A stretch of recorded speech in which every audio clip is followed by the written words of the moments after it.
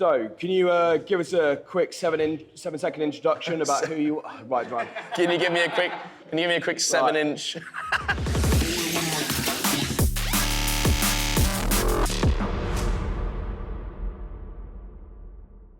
Right, so can you give me a 7-second introduction about who you are? I am a drum and bass DJ and producer, born in the UK, raised in the Caribbean, and I love Formula 1 and race cars. Nice. What's your go-to Subway order? Philly cheesesteak with Caesar dressing and pickles. Solid option. Right, so what got you into producing? Skrillex. So I was a big fan of Skrillex, and I watched a lot of his tour vlogs and videos. And he used Ableton. He was an Ableton rep, so I kind of got Ableton through him. But it was also Madian, who used to do the Launchpad videos on YouTube. So I bought a Launchpad, and that's actually how I got my Ableton key that I still have now. It's the same license. I've had the same license since 2014.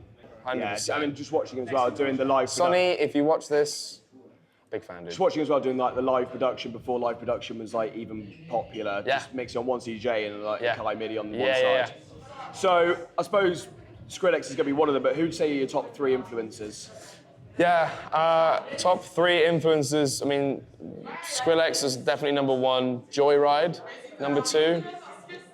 If you don't know Joyride, Joyryde.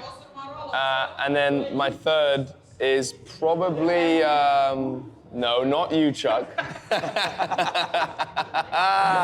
And then my third, this is hard because it needs to be drum and bass, really. It doesn't have to be drum and bass because people will find someone like Duke Ellington, a jazz. Oh, true, that's true. Yeah, I would say, weirdly, Moody Good.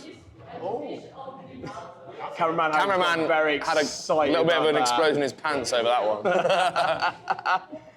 So, obviously you got Head Loss and other projects like that. So what would you say is your favourite genre, other than drum and bass? Outside of drum and bass, my favourite genre is indie, sad music. And I know it's actually because I find it so inspiring because it's people don't really appreciate it, that music is such an emotional drive for what you experience. If you're having a shit day and you just go home with no music, you're probably gonna go home and still have a shit day.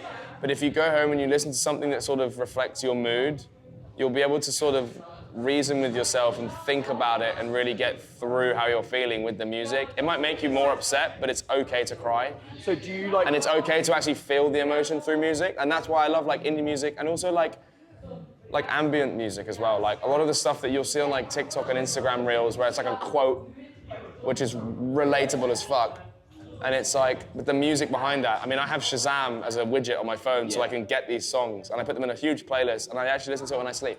Do you think you can draw from those sort of I do, but not so much with the jump up stuff I do. No, But with the other drum and bass I do, and some of my Head Lost project stuff as well, really takes influence from that sort of genre of music, 100%. Because I know people see jump up as very sort of one-dimensional, just ravers going absolutely mad and all that, but actually you can bring meaning into it in that. Oh no, sense. well, so I had feedback once from a guy in Edinburgh when I played at Bongo, and he was like, "I love your music," and I was like, "Thank you so much." He was like, "No, I love your music. The songs you make, the songs you play, they're not just one-note bangers. They're not just single stab tunes with a vocal. It's I make my drum and bass move musically because, or even though I don't have any I can't read sheet music. I don't know what that's alien as fuck to me. But I can sit in front of a piano and I can make a melody that's really pretty and nice, and I can translate that into a drum and bass aspect. Is what we kind of, I feel is more of. I feel that was part of the crowd here at Bleetfoef. They love literally Belgium Jump Up doesn't have that. It's more they have sonics. So there's sonics and then there's music. Yeah. So sonics are just individual sounds. Music is a collation of different notes that create a piece, right? So I think like that's my answer. But yeah, you can see it in your sets as well, because like... Yeah, I don't, I play dance floor. I go from playing drum and bass, like really heavy jump up, to then like a sub-focus tune. Yeah. And then what I've been doing recently is I listen to a sub-focus tune that I really like, I put it into my DAW, and I make a song that I can double with that, where it's like the most seamless double ever. Like, it sounds like a bit wanky to say, but like it's taken the crowd, like the ravers, on a journey, even though they don't probably realise they're on that. Yeah. It's the way that you're like structuring it is so like, you know when that crowd is going to be bouncing at that one point, and then you're giving them like time to breathe. Because, you know, I'm knackered behind the decks. Yeah. They'll be tired too. Yeah. You know, you can't just full shell the whole time, because that's don't get me wrong, it's a fun set, but it's not like the sort of set that you can go back and be like, oh yeah, that was really good. And then you ask someone like, oh, what do you remember from that? They'll remember a few bits. Whereas when you put them on like a real journey through stuff, that's when it's like, oh yeah, my favorite bit was when he brought in that sub-focus tune and it was really pretty, and then all of a sudden, bang, crazy double, which just like, never heard this tune before. That's what I like. It's the unexpected elements of like, when we do these shows and stuff, it's like,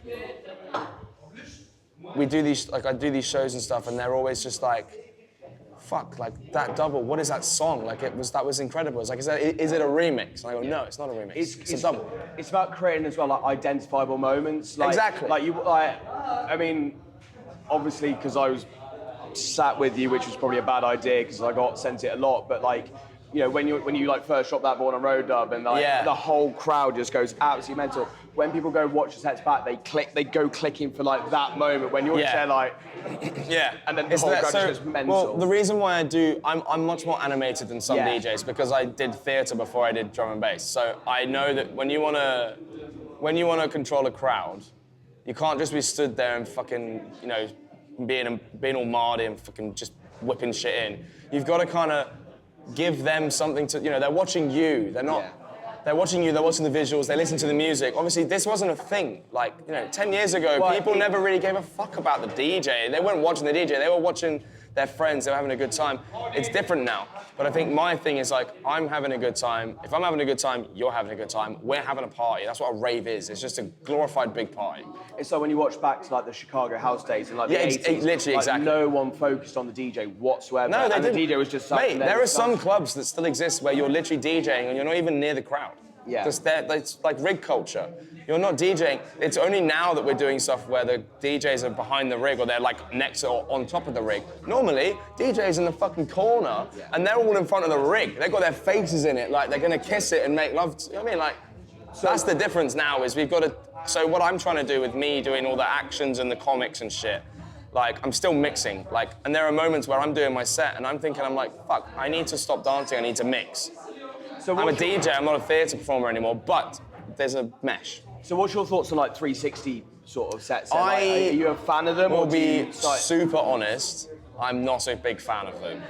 But it's not because of the stage presence, it's just I don't like being crowded. It's quite like suffocating. Yeah. So I think it's one of those ones where it's an element where you can either thrive if I ever and love it, or either like just go, everyone's sort of like leaning in like a so put it this way, so I did a show at Lakota maybe 2 years ago. I'm really, when I'm back there, I'm moving a lot, yeah? And I did this show in Bristol, and I dropped a tune, and you've seen me launch myself back. I launched myself backwards. I knocked this girl over, off her feet, onto her fucking back. And I was just like, well, I have to keep playing, I need to keep going. And I was just like, I turned around and was like, I'm sorry, you're okay? So yeah, I was like, you need to fucking go. Like, you watch me from the corners where it's safe. Yeah. Like, there's a safe zone, innit? Like, I'm 6'2", I'm tall. Yeah, it's not you trying to be difficult, but it's like, look, if I'm going to be in my zone and moving about, like, if you're there sort of like leaning over trying to get a Snapchat of like the decks or whatever. So there's a big thing for me. I've swatted hands before. Yeah. I've swatted people out the way, like, because it's like, I'm trying to do my job. You're getting in the way of doing my job, and that's when it's like, yeah. If I fuck up, it's on you. And I'll stop the music and I'll just be like, man, shout out to this guy. Fucked it up, not you.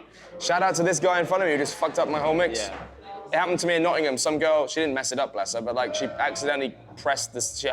Literally the fibers of her finger caught the fucking screen and it put it on beat loop. It didn't trigger it because I have to trigger it with the buttons. Yeah. But I was like, oh oh my god, fuck, that would have been a big issue because I was building up into a big fucking triple. So that would have fucked it completely. And the thing is, I think 360s need to be really looked at properly. There needs to be a gap, not a crazy gap, but it's arm's reach. But like some structure where there's like, because I mean, look at like Fred Against Boiler Room, that bloke who like banged the pause button, like, you know. But that in itself created an iconic moment. Yeah. So there are times where it's like, you know, But that's the Fred Against Boiler still Room, that's like, not a random. You've got to have the confidence to not let that fuck up your whole set. Because I know some people will have one mistake and then the rest of their set just falls apart. Yeah. Like I mean, I felt like that a little bit today, but I didn't make a single mistake today. Yeah. It was more so that, you know, it's a different crowd and I didn't expect it to go the way that it did. They enjoyed it, which is great. But like, you know, the last time I've been here, they're like fucking launching cunts in the air when I'm playing a foghorn. A foghorn, which in the UK, they were like, oh, all right, can you play some more jump up? Like, See, I've never seen a crowd like it. Like, it's like fish spawning, like there's people just like yeah, they just know, they literally like, they fly. Yeah, it's incredible. Every citizen of Belgium who goes to a rave has a license to fly. Yeah.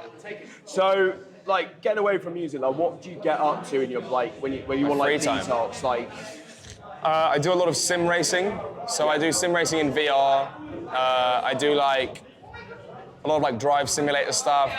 I love playing Skyrim. Because you're doing your Twitch channel now, aren't you? And, like, Yeah, I have. Well, I was. But then I had computer problems. But we're going to be back running after I come back from my tour. I'll be back on it and doing a lot more. But I think it's really important to have a hobby outside of music because it's so engulfing, this shit. Like, it's, as much as it's Monday to Friday, we're making tunes, we don't have a weekend. Our weekend is here, traveling on planes, trains. You're on your own, it sucks. I struggle a lot with it. And I got a counselor recently and I'd recommend it to anyone. If you really are having a hard time, like 100%, it's so fine to just look for help. And it really does help. Every week, I come back from a weekend. Monday is my complete detox day. I don't do any music work at all, unless I've been inspired to do something. 9 times out of 10, I sit playing Minecraft all day. And then Tuesday morning, I wake up and I have my counseling, and that's when I snap back to work. I tell my counselor exactly what I was doing, what was going on, and then I just go from there. So we're in Antwerp for Bleetfoef, obviously, but like, where would you say are like some of the best places you ever played? Like, I know you said to me previously, like you love Nottingham, like you've always had a Nottingham, you are my fucking favourite city in the UK.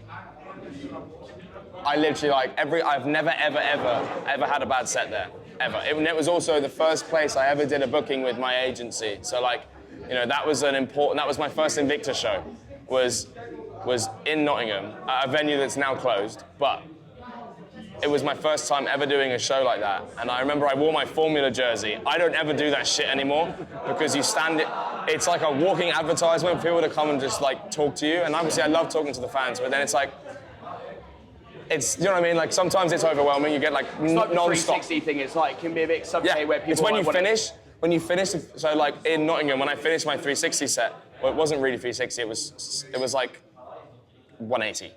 Yeah. Like they were round and sort of behind a little bit. Minute I finished, I was the last set, so lights come on, bang. I've got about 50 people that want pictures, they want signatures and shit. And it's stressful because I want to do all of it, I'm happy to, but the venue needs to get them out. So that's the thing that sucks, is that like I wish, and I do it every time religiously at sets. I finish a set, and when people want pictures, I say, go smoking area, because I'm hot every single time, I'm hairy as shit. Like, I need to go outside, I need to cool off, and I love talking to my fans, the real ones that want pictures, and sometimes people just come up to me, get the picture, and fuck off. That's fine. They want to go back and watch the rave. But it's the people I meet that are literally like, they stand. We've had the picture, they stand next to me, they wait for all the other pictures, and then we're into conversation. I love that. They're the ones I like cherish, and I remember them so much. Do you think that's why you sort of like do a lot of stuff on Patreon then? Because you've got that element of like communication? I know that people want the content. I know that people want the extra content. And they're the people that like want to like they're like the diehard fans. Sometimes, don't get me wrong, I know that people are coming onto my Patreon to download everything and then put it on SoulSeek, but I catch them. Yeah. Don't do it. Don't fucking don't put my shit on fucking Soul Seek. So what would you say you like your best achievements then, like today? What are you like most proud of? You like you look back and you go, that was amazing. Yeah, Let It Roll with this man here. Hello, I'm MC Chuck, and I play with Formula and Let It Roll at the High Tea stage. It was fucking incredible. If you weren't there, how have you could have lived? Yes. So we had Let It Roll, Rampage Open Air. I bawled my eyes out after the set, and my agent and I had a cry together because it was like, you were there. It was a dream for me. I've wanted to play Rampage for like, since I started doing drum and bass and dubstep. That's been what I've wanted, and I got to play open air, and it was a stage that I thought was gonna be like, oh shit, this is gonna suck. They didn't get to record it because of all the wind, and it was too windy and stuff, but then it didn't matter, like we did the set, I came off it was amazing. Like a special moment. It was like probably the most special moment I've ever had so far. And then I think the third was the Tap Ho remix. Yeah. It just went... Because it got nominated as well. Yeah, I got nominated for a fucking drum and bass award, which was so crazy. Like a proper like moment of validation. Fourth. Yeah. And it was like, I was there at the awards. Yeah, robbery. I was there at the awards, and I couldn't believe it. I remember I was sat with Sota, and I was like, in my head, I was like, what the fuck is my life? I'm here. What the fuck was that a moment where you sort of thought, I'm now established, like I am... Yeah, I think so. I mean, you know, I was on their... I was part of their full production. You know, like, yeah, 100%. Those are definitely the best. Oh, and I won a drum and bass award in Germany as well. I came second place. I got second best newcomer for the drum and bass, the DNB Germany Awards. And that was like, I was like, wow, fuck. I didn't even know I'd won. I was at Let It Roll. I finished my set, and then they were like, hey, you formula? I was like, yeah. It's like, oh, we have an award for you. I was like, what the fuck? For what? And we're like, well, you're the best. You're the second best newcomer. And it was, so they had Euphoria, shout out, legend, love you, babe. Sorry, Camo. So we had Euphoria got first, I was second, and then another female DJ was third. I was like, that's still like an amazing accomplishment that they haven't separated the categories like they do with the other awards. Yeah. We're all in one. So like, you know, and I remember people saying like, oh, but like, you know, like you were the best man. I was like, yeah, but I don't give a fuck. Second place is still up there. I'm on the podium. Yeah. So yeah. George Russell at Formula 1, not quite number one. No, I don't know, but I'm not quite George Russell. Who's your go-to F1 team? What's your like? McLaren. I've been a McLaren fan since Lewis Hamilton. I look at you differently. Why? Mate, it's no... Oh. I've been a McLaren fan since 2008. Senna? You've said like, was it Senna that brought you into No, McLaren? 2008. Yeah, no, but was like Senna like one of the influences? Like... No, I never knew Formula 1 existed until 2008, and I watched Lewis Hamilton. So was that Lewis Hamilton's year? It was Lewis Hamilton and Button that. Yeah, I think so. Yeah. Formula 1 fans are going to absolutely slate us because we've got that slightly. Yeah, wrong, I mean, I was right. Yeah. They're going to say you. But yeah, so I'm obviously like now. I'm Drive Survive. I got into now. I'm a big. I'm like, you know, I back McLaren. I've backed them for years. I watched them when they were terrible. They were shit, and now they're on the podium again. It's great. Yeah. That's why I'm called Formula, by the way. I love Formula 1. Literally it. Not about maths. I failed maths at GCSE. So, who would you say are 3 producers that you would most want to work with and 3 vocalists? So it could be like an MC. Oh wow. Okay. Yeah. Number 1 is Skrillex. Yes. No brainer. Number 2 would be Annex. I love Annex, they're sick. And then number 3, Joyride. Okay. Vocalists, Trigger. Yes. Ira. And unfortunately, he's dead now. Oh, he's passed away, sorry. Unfortunately, he's passed away now. But Fat Man Scoop. I've always been a massive fan of him, and he passed away recently, which is tragic. But yeah, Fat Man Scoop was sick, so that would be, that's my answer, I think, yeah. So, to sort of conclude, what are what's coming up in your like new project? So obviously, you know, you got Head Loss, but also Ego Project. You know, you're doing your Twitch. Like, what's coming up for yourself? So my next release, I don't know when this is coming out, but I'm guessing soon. You'll be putting this out, yeah. My next single is called XTC, so Ecstasy. It's a high-driven drum and bass jump-up tune. And that comes out on self-release. I can't remember when, but it's that's my next release. And then after that, project-wise, I can't say too much. Yeah, but we are cooking a lot. Stuff in the works. Yeah. Well, you gotta keep locked to all the socials and make sure what you're doing. Just keep up to date. If you don't know my socials already, if I'm not tagged, formula-dnb. It's my beautiful mug and this hat and my mullet. Don't know the ting. Evolution Audio. Right. So just to conclude, then, what would you want to tell people who are watching this, whoever watched it? What's one message you just want to give them? A message I want to give them. Be yourself. It's okay to feel shit. Speak to your friends if you're feeling shit. I think that's like 3 things in one, but the most important part is be true to yourself. If you feel like you're not feeling great, speak to your friends that are really your friends. That's it. Well, thank you very much for doing our first ever interview. Absolute pleasure, mate. Diamond, thank you so much. Of course.